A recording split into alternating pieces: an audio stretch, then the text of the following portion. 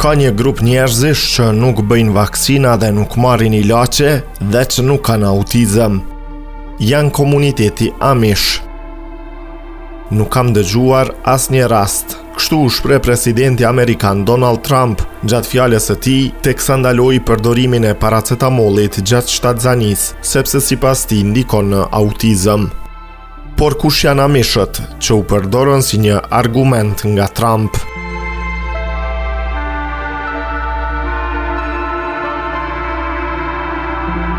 Ata janë thjesht një komunitet fetar konservator që jeton në Shtetet e Bashkuara të Amerikës.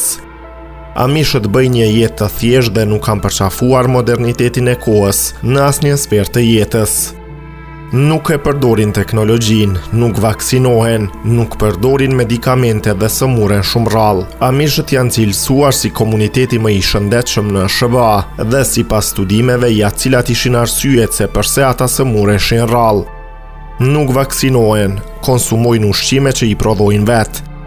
Asnjë ushqim të paketuar apo të përpunuar, nuk përjetojnë stres dhe kanë krijuar një komunitet të tyre ku ka barazi dhe harmoni.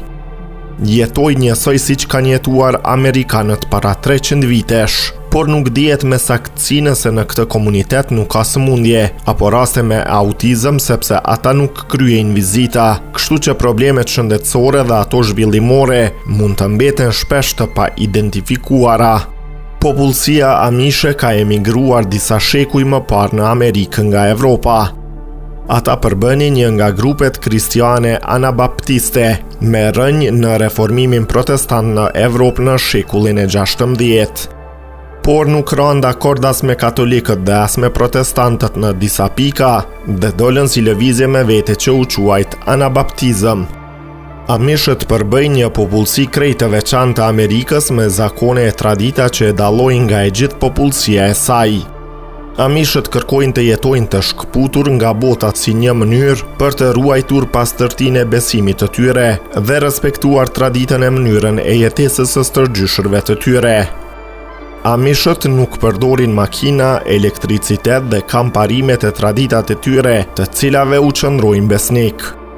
Martesat bëhen vetëm brenda fesë së tyre dhe komunitetit Amish dhe çdo përjashtim nga ky rregull është me pasoja të rënda për atë të ri apo të re që e thyen atë.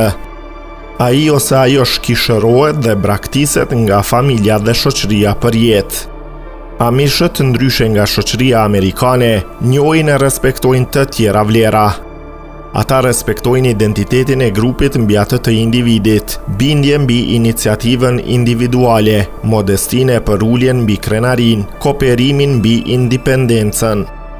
Flasin 3 gjuhë, një për jetën e përditshme, një për në kish dhe e treta për tregtin me botën që i rrethon. Gjuha e tyre e trashëguar është një degë gjermanishtes, që quhet Gjermanishtja e Pensilvanisë. Pasardhjes në Amerikë, ruajtja e gjuhës së tyre u kthye në simbol të ruajtjes së mbijetesës së origjinalitetit të tyre, të identitetit, traditave, veç nga bota amerikane. Fëmijët mësojnë anglisht kur shkojnë në shkollë, por ajo kur nuk bëhet si gjuhë e nënës për ta. Gjuha e Zotit është gjermanishtja e vjetër në të cilën lexojnë Biblën, thonë lutjet dhe këndojnë himnet e vjetra. Anglishtja është gjuha e biznesit, gjithsesi ku shumica e amishëve jetojnë e punojnë në ferma dhe anglishtja është e kufizuar vetëm për aq sa u duhet, kryesisht për shitje produktesh e komunikimet me blerësit. Në shtëpi, amishët nuk përdorin telefonat, radion, televizorin e pajisjet elektrike. Gratë gatuajnë ende në soba me dru.